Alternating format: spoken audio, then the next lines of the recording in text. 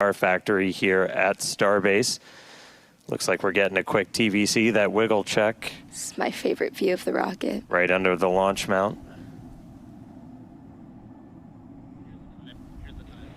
All right, so we've got crowds gathered out at Hawthorne, crowds gathered here at Starbase. Super fun to see people getting to watch out on the front lawn now. 1 minute to go to launch.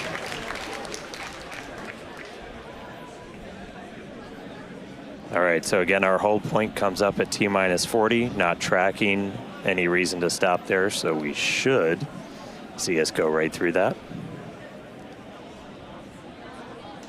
All right, we are through T-minus 40. We are counting down. We're gonna let our flight director, Maciek Batura, take us the rest of the way. 30 seconds, the 10th liftoff of Starship.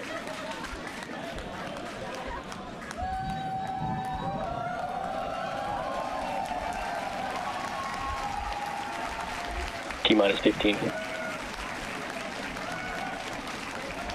T-minus 10, 9, 8, 7, 6, 5, 4, 3, 2, 1.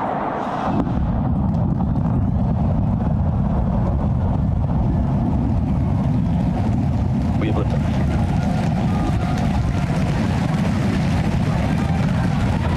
Vehicle pitching downrange.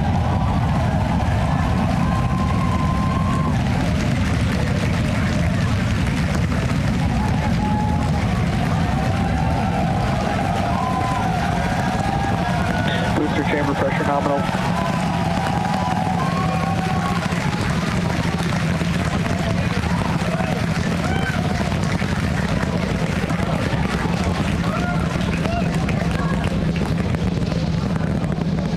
right, we're a little over 40 seconds into flight. 33 out of 33 Raptor avionics engines. Power and telemetry nominal. Getting good call outs, healthy systems on the booster as it starts to pitch over the Gulf.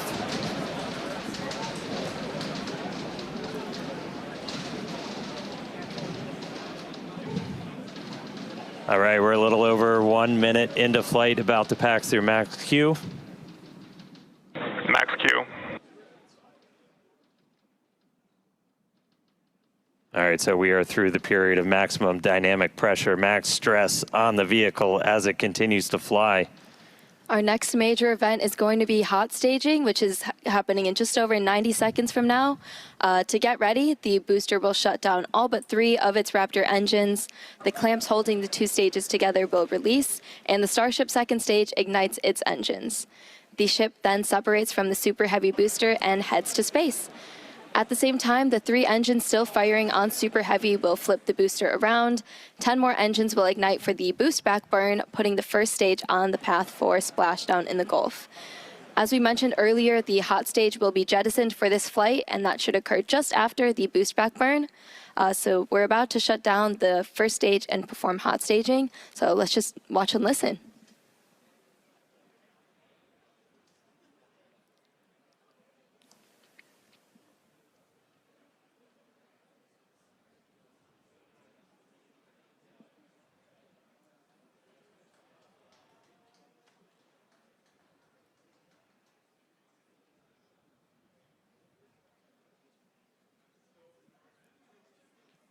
All right, seeing the engine start to throttle down. MECO.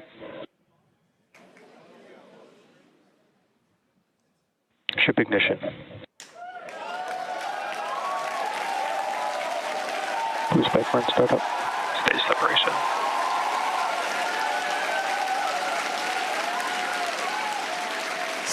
Stage separation confirmed. We've got 6 engines running on ship.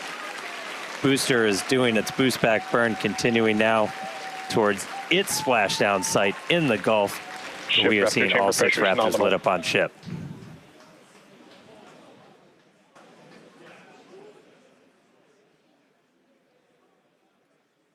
You heard them report ship chamber pressures nominal, so that chamber pressure, just that expected thrust level in those Raptor engines on the ship.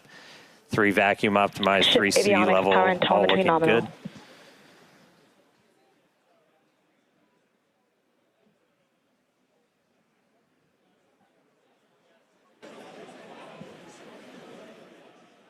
There's a view into the business end from the ship. Boost back burn shutdown.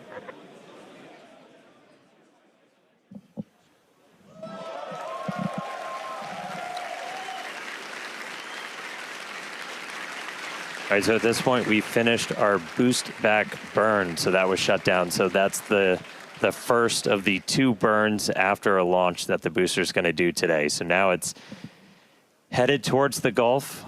It's not going to be quite as an aggressive of a flight down. We relaxed that angle of attack a little bit, but we are then going to be looking for it to do its engine tests for the landing burn, and those are going to be a little unique this time.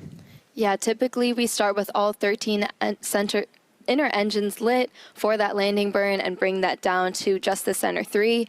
But one of our test objectives for today is to simulate what an engine out situation would look like. So we're going to be intentionally turning off one of those center 3 and instead lighting one of the engines from the middle 10 ring. Yeah, we did see one of those engines in the middle ring shut down during the initial ascent. Oh, looks like we have hot stage jettison. You can see it floating away there to the left of the booster. Yeah, we did see one of those middle engines shut down during the ascent. Again, we are resilient to engine out on Super Heavy. That's why we're able to get through our ascent. Starship flying on the expected path. There's still a chance that engine could be back in the mix for the very start of the landing burn, so we'll see if we light up all 13. But we've even done a landing burn at the tower with an engine out, so very resilient. We'll see how it does on its way down to the Gulf, though.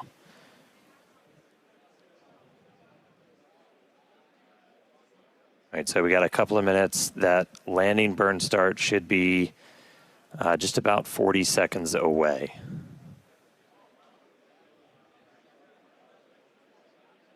That's always rad. You can see the boost plume itself in the background as it was coming in. All right, about 20 seconds to landing burn. Ship Raptor chamber pressure is nominal.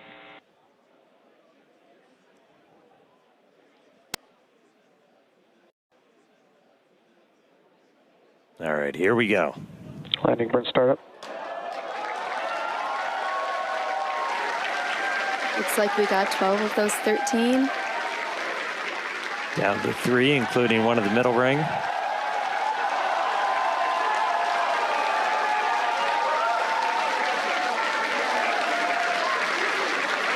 Down to 2. Nice little hover. And landing burn shutdown.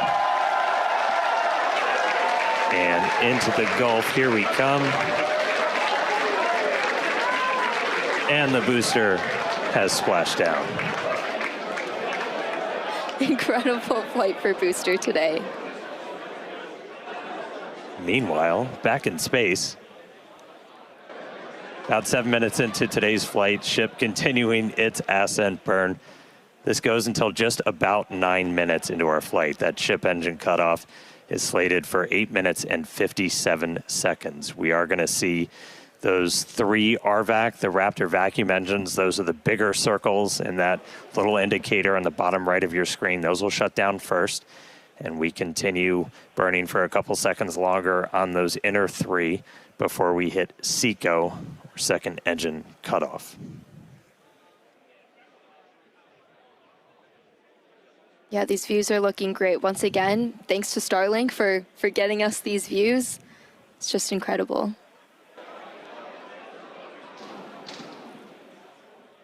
And we just heard the sound from booster. It's like we just got a late boom from the booster.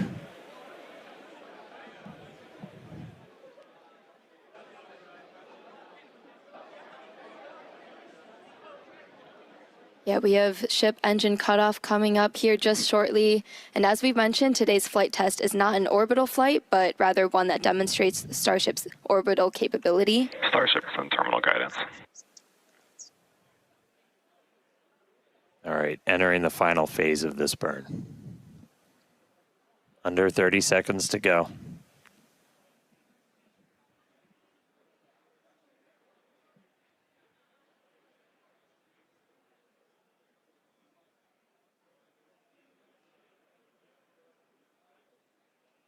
right, shut down the vacuum engines.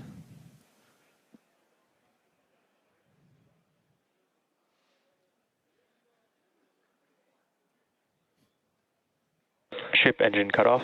We shut down those center 3. Successful ship engine cutoff.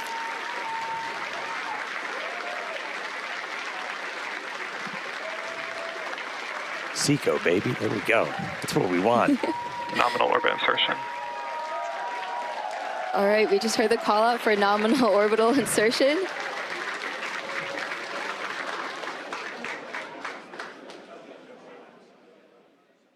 All right, so ship is in space. There we go. We're seeing the flaps starting to move into a stowed position. That's why it looks like your camera's moving.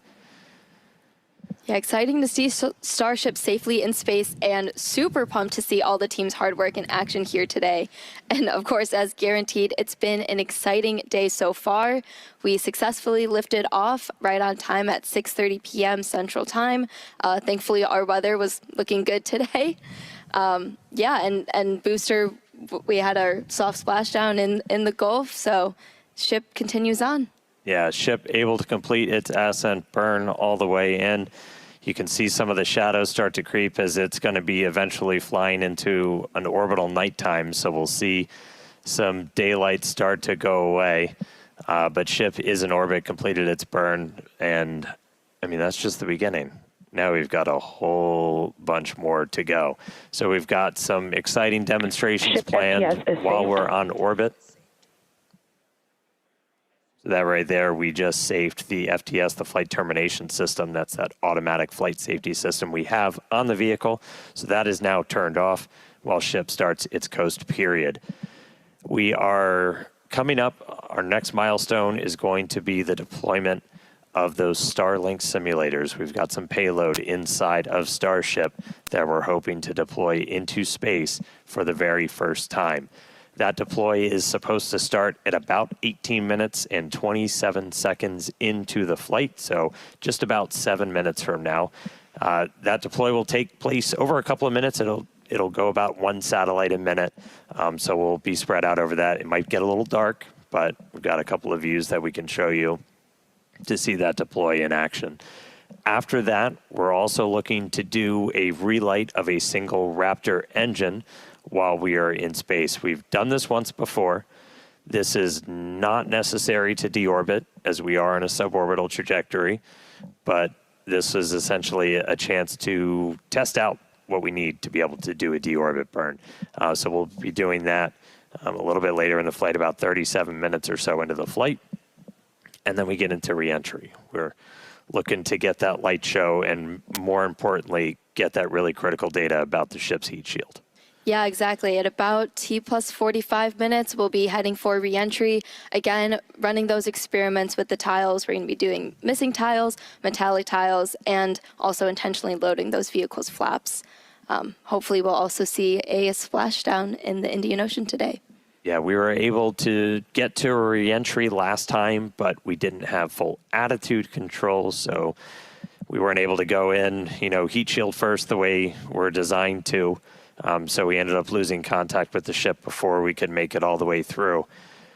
So you still get data, but you're not really getting the data that we want to make sure we're kind of stress testing the vehicle. As Amanda just said, we removed a bunch of tiles, and we do this in some intentionally scary places on the vehicle because we're really looking, are there spots that were vulnerable to this?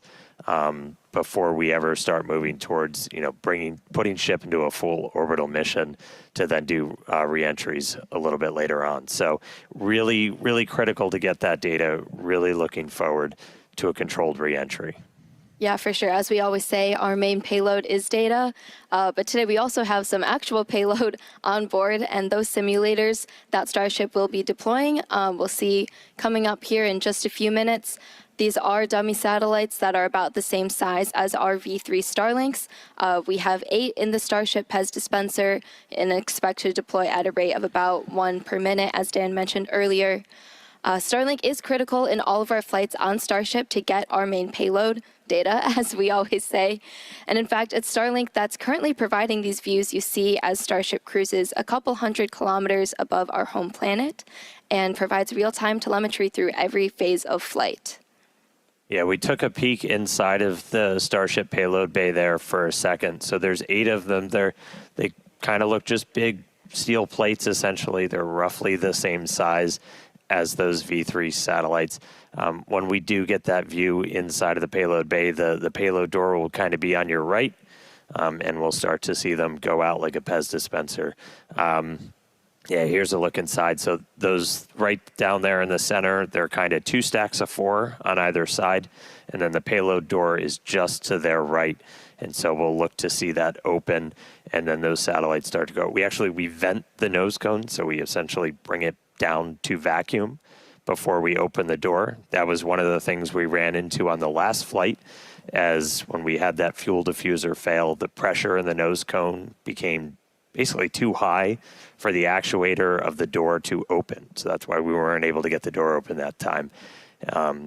We have not seen anything like that on this flight. Everything's looking good with our fuel tank and our fuel press system. So we are hopefully just a couple of minutes away from seeing that payload door open and getting to our first ever payload. It's not the first payload we've ever carried, but it's the first one we're going to try and shoot off into space.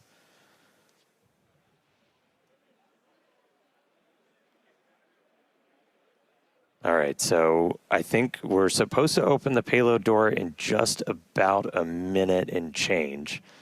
And you're seeing a little bit of residual gas. And we opened the door once. I want to say it was back on flight 3 when we were able to make it up into space. And you'll kind of see a lot of that gas rushing out into the vacuum of space. It's the residual that's left over after we've already vented it down. So kind of a cool light show. And then we'll get ready to deploy those payloads out.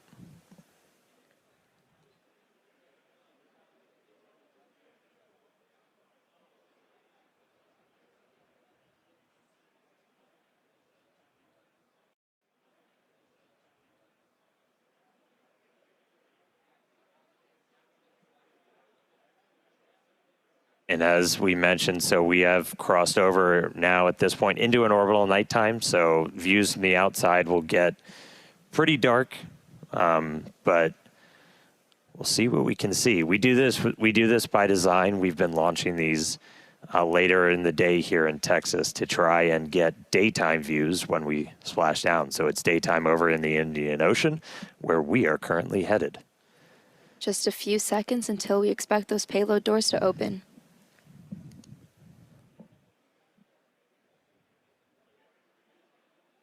All right, one more time. Open the pod bay doors, Hal.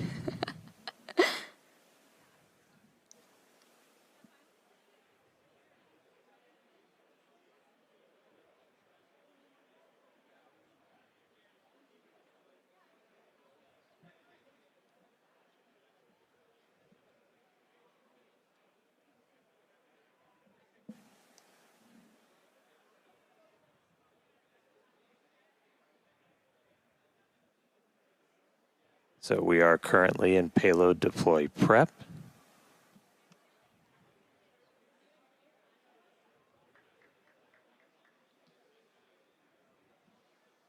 And the door is open.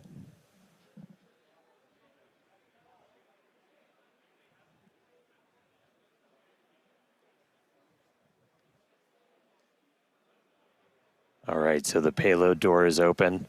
We should see the first satellites start to deploy at about T plus 18 minutes and 27 seconds. So should be only about 30 seconds. So one step closer. Hal listened this time. He cooperated. He opened the payload door for us.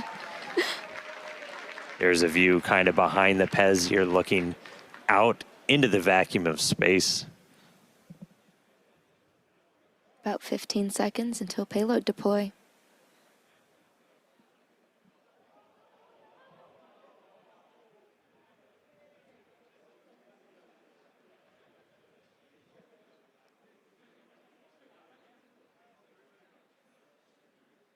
Ship has transitioned to payload deploy.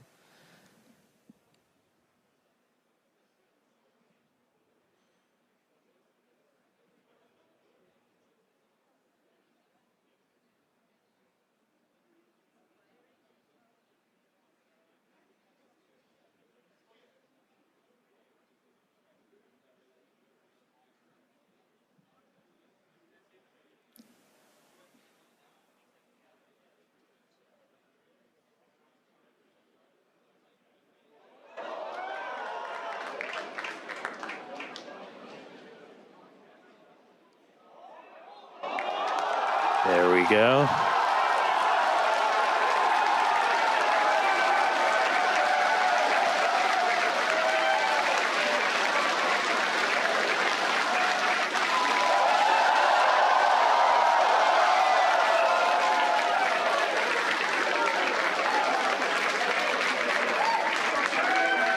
Pew pew.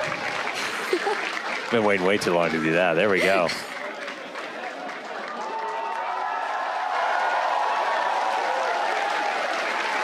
There goes another one.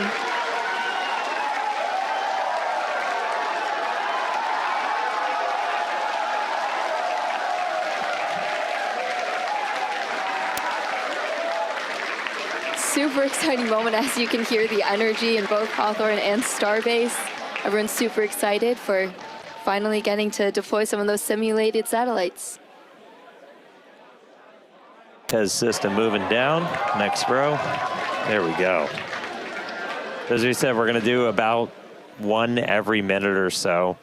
And this is just kind of a dress rehearsal for when we're going to be deploying the V3 satellites. And these are just a massive, massive increase to Starlink's capability. Each one of them has its 60 terabits per second of capacity that's going to get added to the network per launch. That's 20 times more than what we're adding with every single Falcon 9 launch today, which, you know, step increase in capability. There goes another one.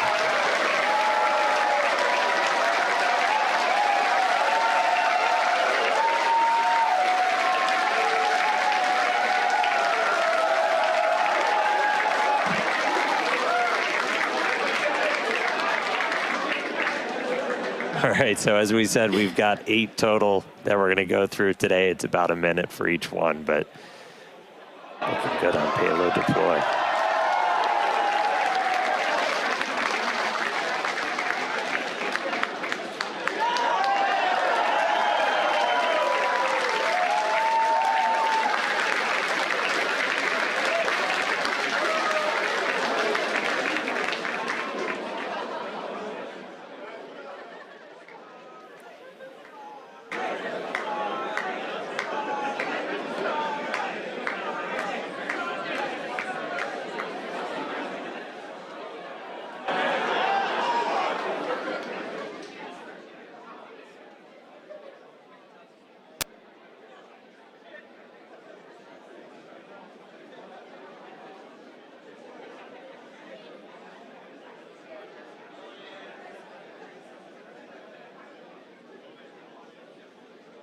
All right, so we're about halfway through.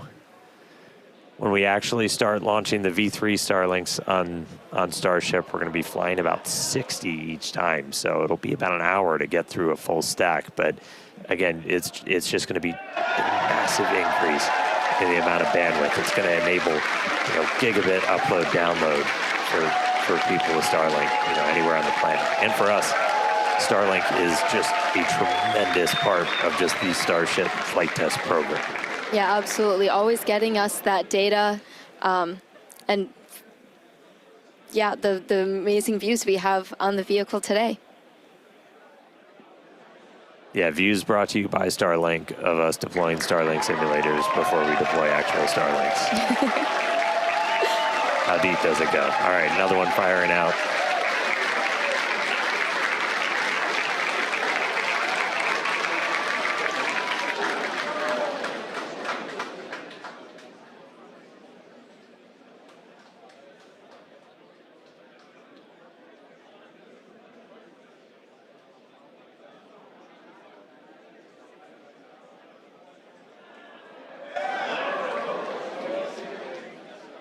Pez looking smooth today.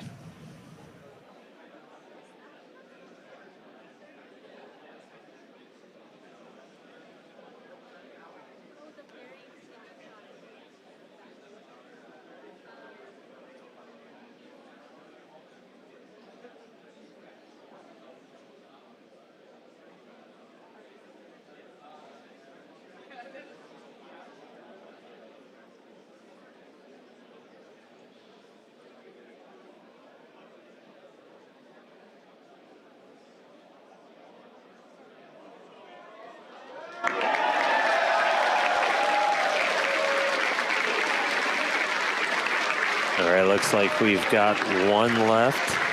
Almost there.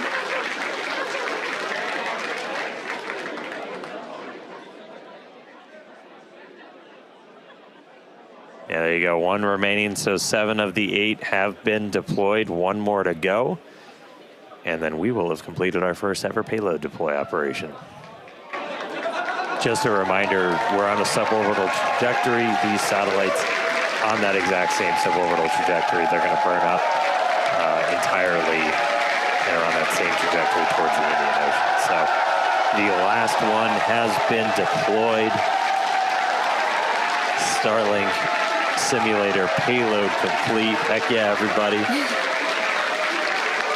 Loving the energy from Starbase and Hawthorne.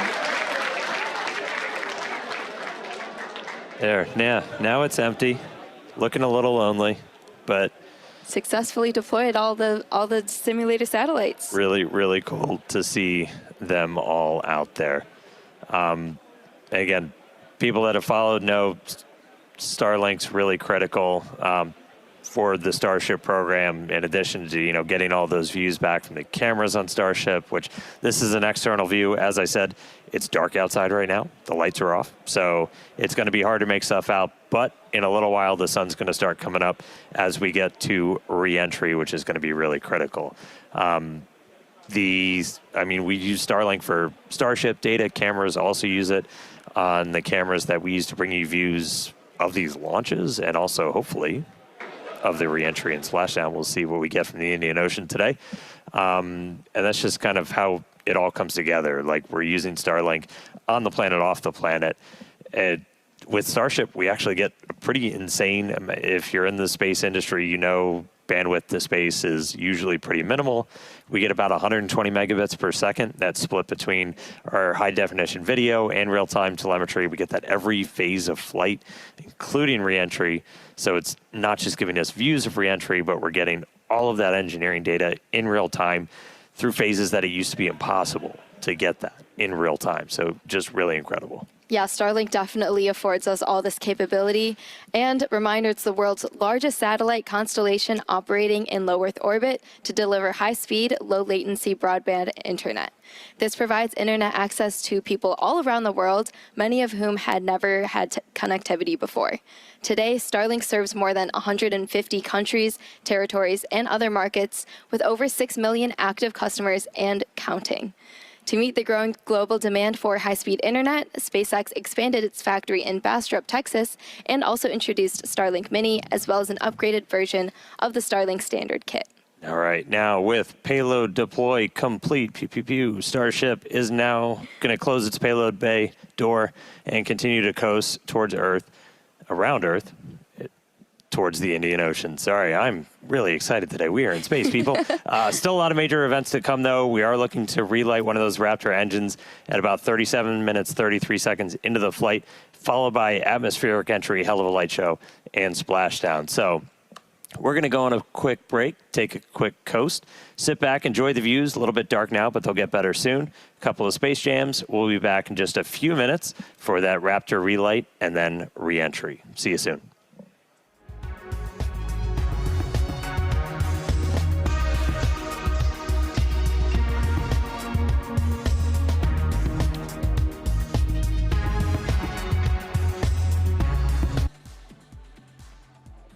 All right, welcome back, everybody. If you're just joining us, Starship just successfully deployed its first ever payload. We got 8 of those Starlink simulators out, and now we are expecting the relight of a single Raptor engine. That should be coming up in just a little under a minute. We're going to be lighting just one of those Raptor sea levels in the middle there. This is not a deorbit burn. It's a demonstration of what we'll have to do for deorbit burns, but we've done this once before. This is something we're really going to have to do when we're doing orbital missions, so it's a pretty critical test. We are just a couple seconds away.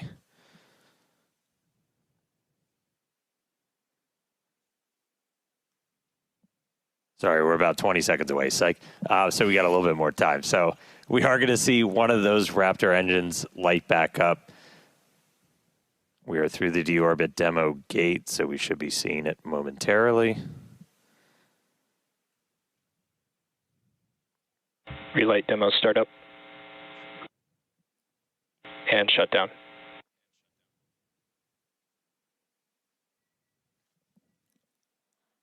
All right, looks like we confirmed the relight of one of those center Raptor engines. Second time we've done that. Super exciting. Huge congrats to the team on this milestone. Very exciting to see. That was a cool light show. Yeah, I get to do a mini version here. So again, that's going to be really critical for when we're doing deorbit burns. Like as you're going through, which if you don't have one of these, my God, they're so much fun. But like you're able to actually like light. Oh, Dan, turn it on. Light that engine.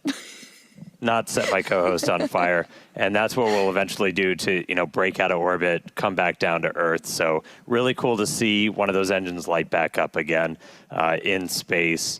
That was our last in-space thing. Very exciting. We're going to be heading back for re-entry at about T plus 45 minutes. So we're going to take another quick break, and we will see you soon.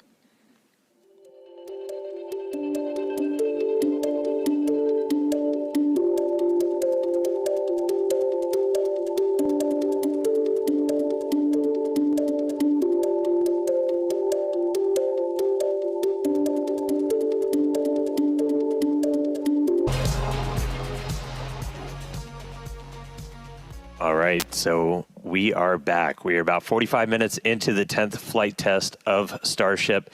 And as you can see, the light show has started. Re-entry has begun. We are starting to re-enter the Earth's atmosphere. We're moving about 5 times the speed of sound, and we're about to start barreling through the Earth's atmosphere and head for a splashdown in the Indian Ocean. We don't plan to recover the spacecraft today, but if we do make it all the way down to the water, who knows?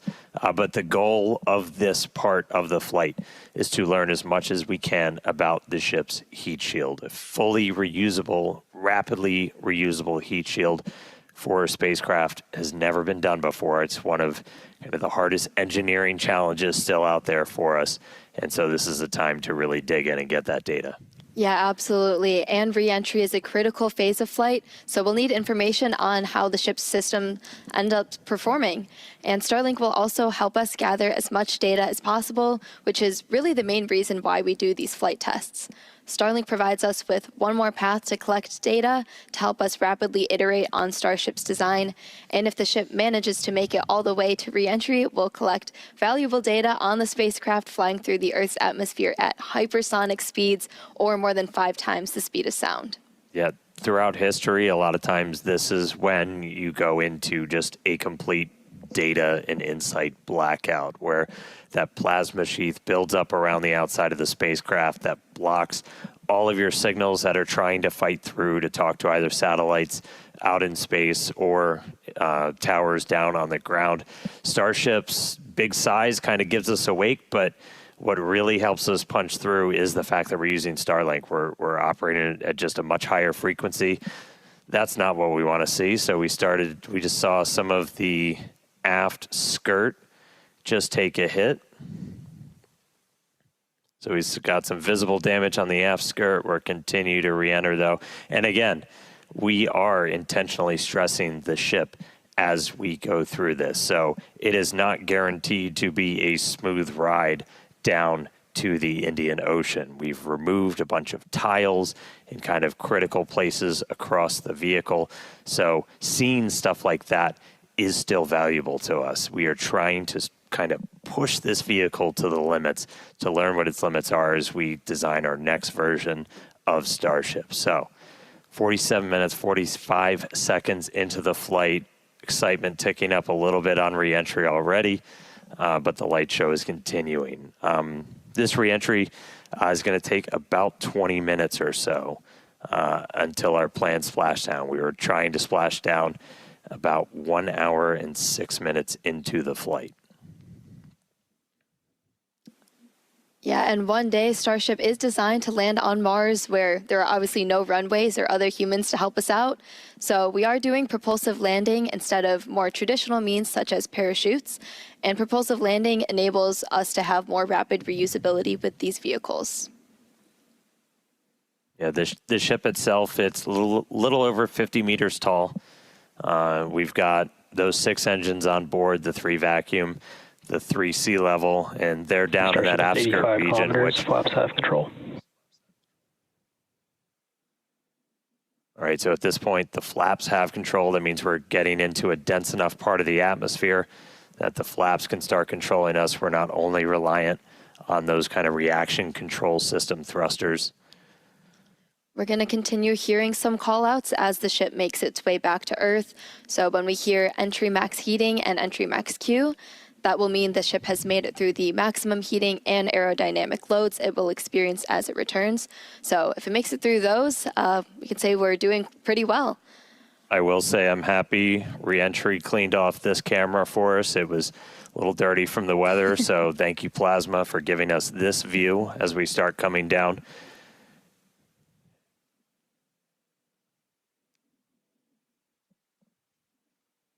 The hit we saw to the skirt, definitely interesting. I will note, when we started doing these missing tile tests, we were intentionally removing them only in the skirt, as that's, you know, that's not over your fuel tanks or anything else that's kind of structurally critical for keeping the entire vehicle together. That obviously exposes your engines, so that could do some things for our landing burn, but for now, we are obviously continuing with this reentry. We are committed. Indian Ocean, here we come. 50 minutes since launch. We're going to see those colors start to build up a little bit. We are at the point where we're in dense enough atmosphere that the flaps have control. So about 74 kilometers in altitude. And you were starting to see some sunlight, so we intentionally time these launches right now so we have daylight. The sun should actually come up over the horizon on Starship in about 3 minutes. So as we get a little bit further into this reentry, that inky black below you is going to start to look like clouds and hopefully a bright blue ocean as we make our way down onto the other side of the planet.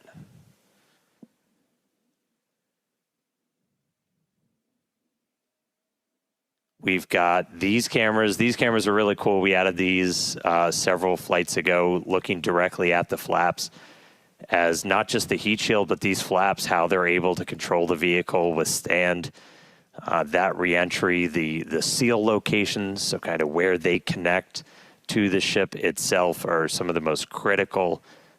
We will do missing tiles on those where, again, we're trying to, we're kind of being mean to this Starship a little bit. We're really trying to put it through the paces and kind of poke on what some of its weak points are. I mean, we even have missing tiles over some of those fuel tank sections of the ship itself. And so we're really trying to see what are our limits. We're doing this over a completely empty area over the Earth.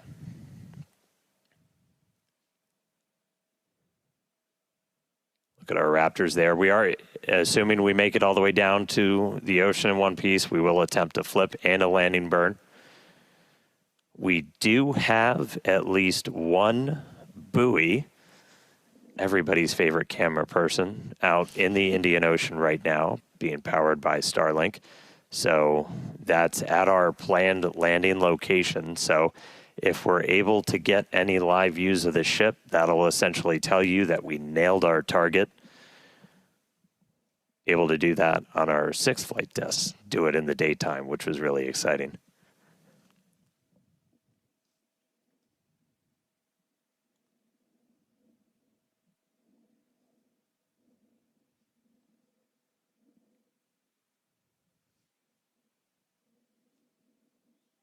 All right, so we're about 10 minutes until we're probably going to start hearing some of the other big milestones coming up.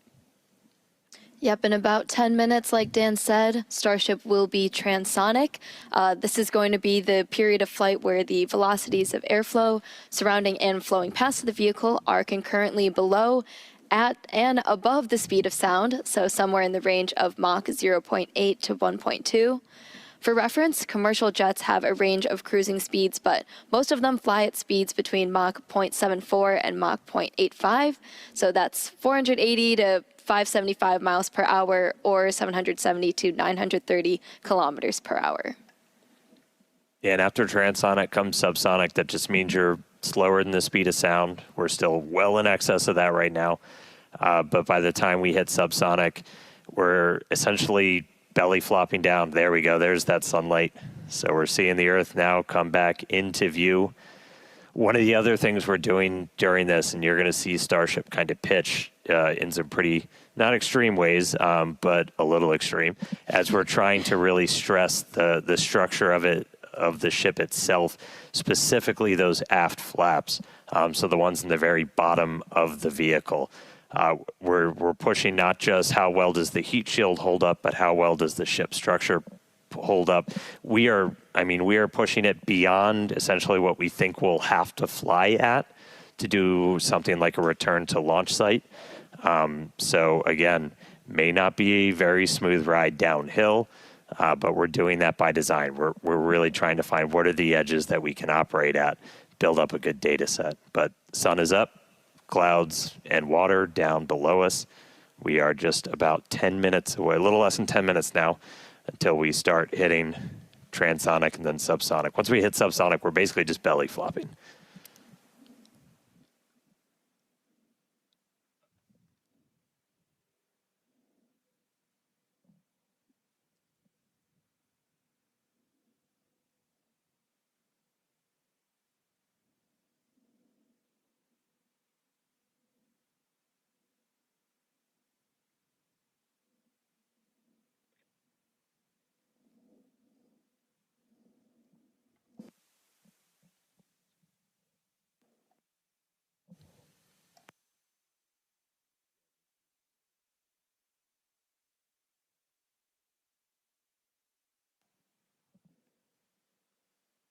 All right, so about 55 and a half minutes in, you can see the sun is up. Again, we intentionally designed these flights to lift off in the evening here so we get these daylight views so we can get as good a video as possible on the ship, assuming we make it all the way down. We've got at least one buoy powered by Starlink that's out there in the landing zone in the Indian Ocean, hopefully giving us a view again. If you see any live views, not from the ship itself, that means we nailed our landing target. Starship is past peak heating. All right, we just heard the call out that we're past peak heating, so things are looking good so far. Yeah, looking good.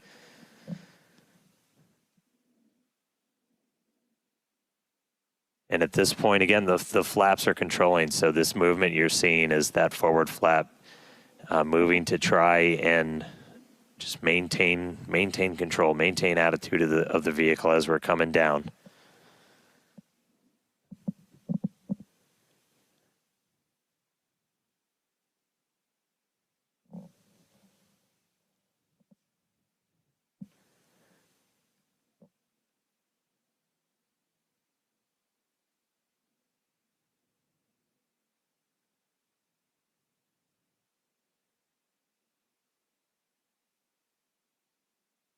Checking in on one of our flaps. We got one of these cameras on all four of the flaps, two in the front, two in the back, giving us really good close-up views.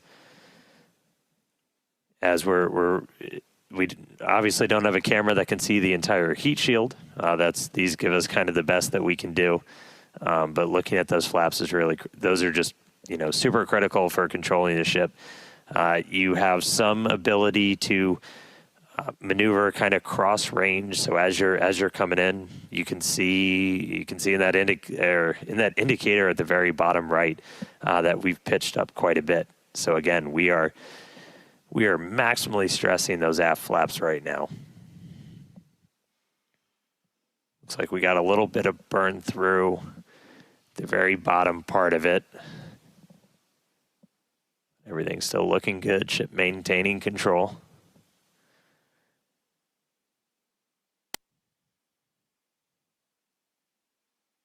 We should be just about 5 minutes away until we hear that we're transonic.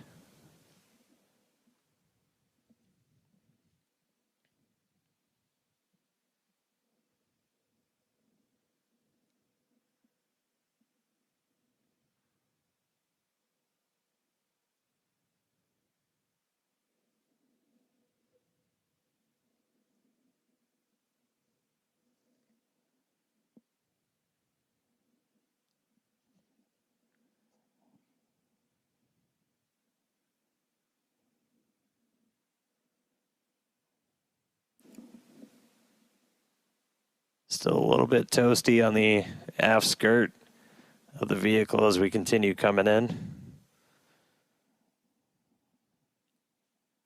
Again, we are intentionally stressing the flaps so we can learn all we can.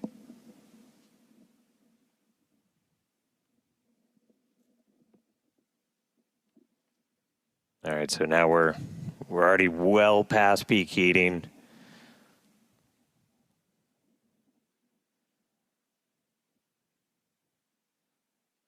Just about 48, 49, counting down to 48 kilometers in altitude. Expecting that transonic to come, so transitioning between the speed of sound and subsonic slower than the speed of sound in just a little under 4 minutes from now. And right now we've got kind of a lot of forward momentum, a lot of forward velocity, and then eventually by the time we hit subsonic. All right, here we go. So this is what we've been talking about, where we are going to essentially try to fully deploy those aft flaps and really stress them out. So again, this is meant to test the extremes for the vehicle.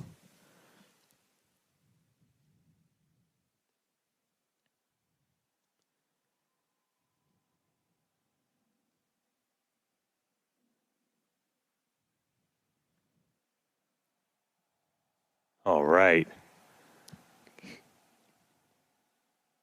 See those flaps swinging out?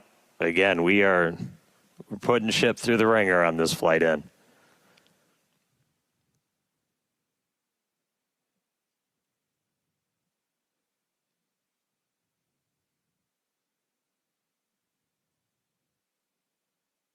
It's like we're still maintaining control.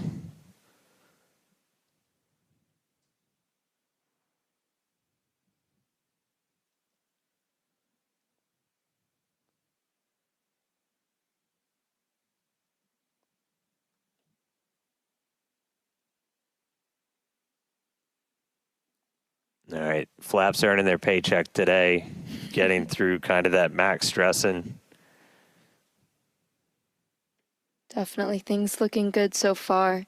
We're about 2 minutes out now from Starship becoming transonic. One cool thing to note as we get some of those views showing kind of the whole length of the ship, one of the changes we made after Flight 6 was to change the tile line a little bit. So we had kind of scaled back the number of tiles significantly, as when we go to catch these ships, you don't want to, I think as Elon said, you don't want to shuck the ship as you catch it and knock all those tiles off. So we knew we were going to have to kind of peel back that layer a little bit. And the first time we did it was on Flight 6, and we saw kind of wrinkling and dimples almost in the ship as we were creating these hot spots in the uneven parts of the heat shield.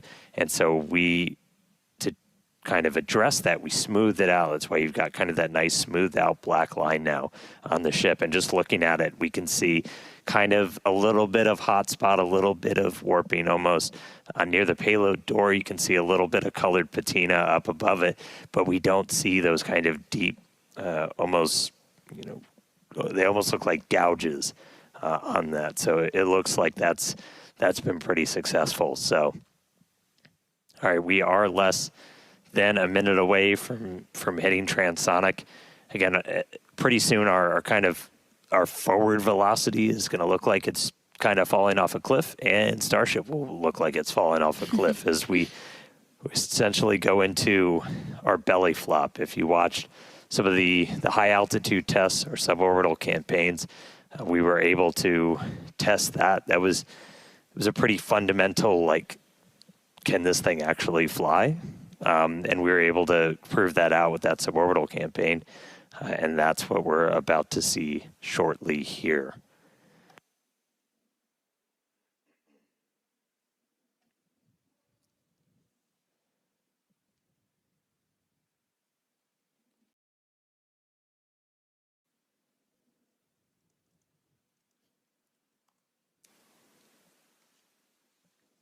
All right, so at this point, we've dropped below the speed of sound, so Starship itself is subsonic. We are starting to chill the engines for a landing burn attempt. Landing flip supposed to start in a little over 2 minutes. Subsonic Indian Ocean, we're on our way. Starship is subsonic. There we go.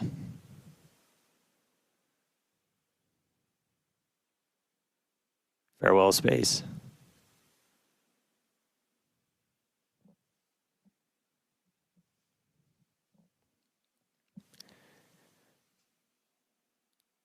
All right, so coming up in just a little under 2 minutes, so we're going to do the flip and the burn. So we're only using those 3 center Raptor engines, the sea levels, the ones that can kind of gimbal, that can move around and steer.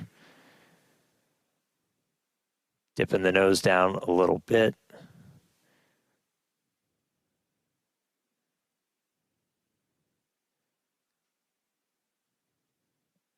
Got 2 of our engines chilled in, waiting on 1 more. So again, we'll attempt to use 3 burns for that initial flip. We eventually go down to just 2 Raptors for the end of the landing burn.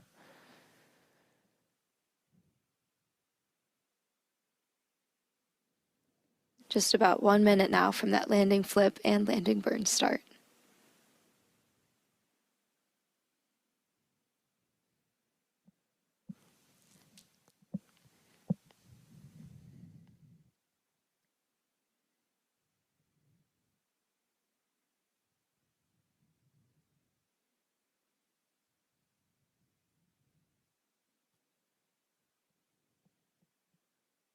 Structurally, we're looking good. Got good pressures in our nose cone for everything.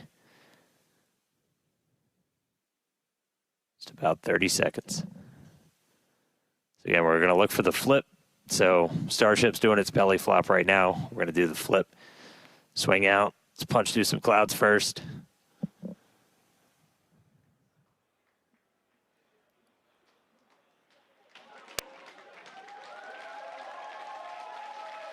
Here we go. Starship landing burn startup. Seeing 3 engines. There's our flip. There's a buoy.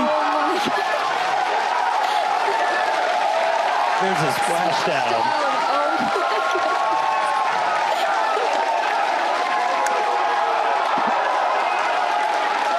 Hey.